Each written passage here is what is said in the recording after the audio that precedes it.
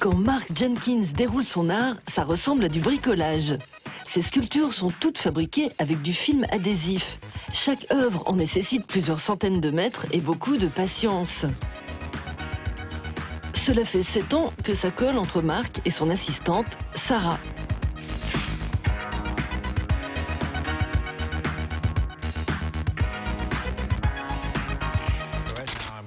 Là, je fais une sculpture d'un bébé. Voici comment je procède. Je prends la poupée et je l'emballe avec du scotch. Ensuite, je retire la poupée et on se retrouve avec un bébé comme celui-ci. Voilà ce qu'on va installer dans la rue.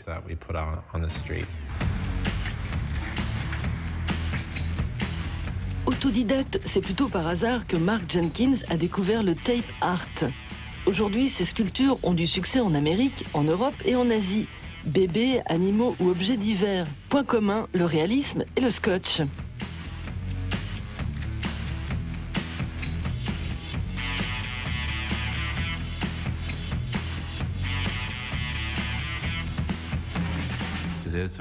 C'est un matériau très pratique pour le moulage. Ça m'a permis d'avoir une toute autre approche, parce que c'est un procédé à sec. Je peux aller dans la rue et faire un moulage d'une borne d'incendie ou d'un parc-mètre, ce qui n'est pas possible avec les autres techniques. Mark Jenkins est particulièrement réputé pour ses clones humains. Sa démarche est toujours la même, placer ses sculptures hyper réalistes dans des lieux publics particulièrement animés et les abandonner à leur destin.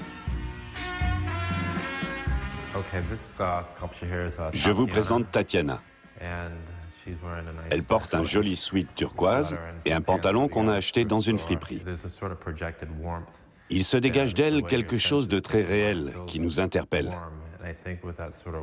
Ça crée un attachement particulier, parce qu'on sent une chaleur très humaine.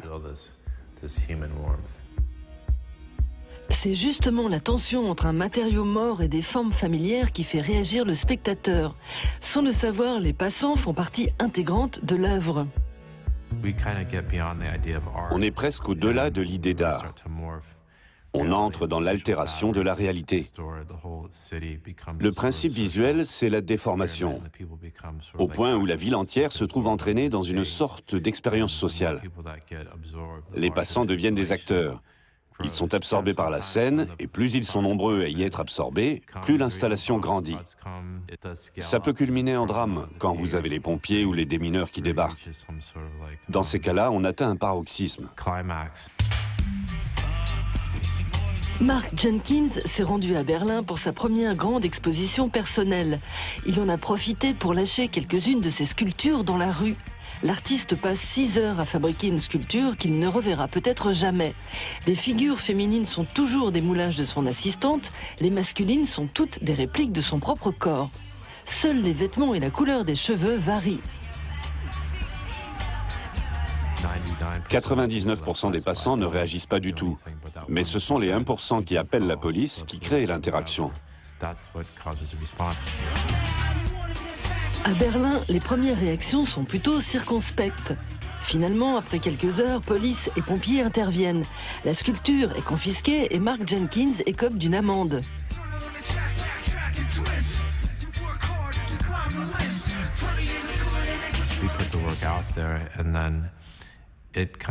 On dépose notre œuvre d'art dans la nature et ensuite elle vit sa vie. Elle devient un organisme qui échappe complètement à notre contrôle. Cela dit, on n'installe pas nos œuvres dans le but de provoquer des perturbations.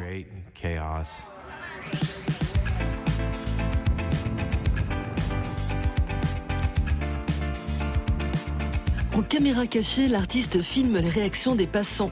À travers 2 installations identiques, l'une à New York, l'autre à Bethléem, Mark Jenkins a pu se rendre compte que l'art, c'est souvent une question de contexte.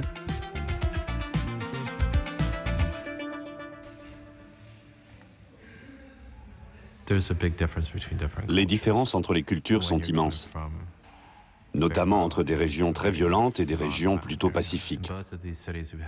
Dans les 2 villes, on avait installé une paire de jambes qui sortait d'un sac poubelle. À New York, c'était à Brooklyn. Les gens passaient à côté, trouvaient ça intéressant, drôle, ça a même fait sourire les policiers. On a fait la même installation sur la place du marché à Bethléem. Rien à voir. C'était un lieu très animé et d'un coup, tout s'est arrêté.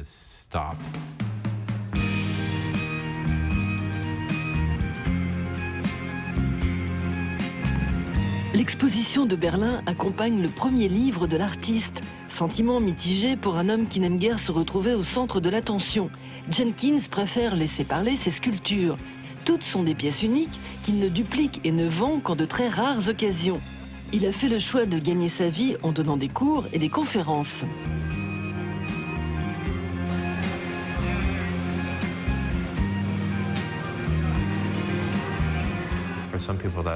Certaines personnes ne comprennent pas trop comment je peux vivre entouré de ces sculptures.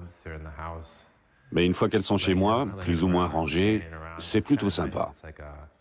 C'est un peu comme si j'avais des chats. On se sent moins seul.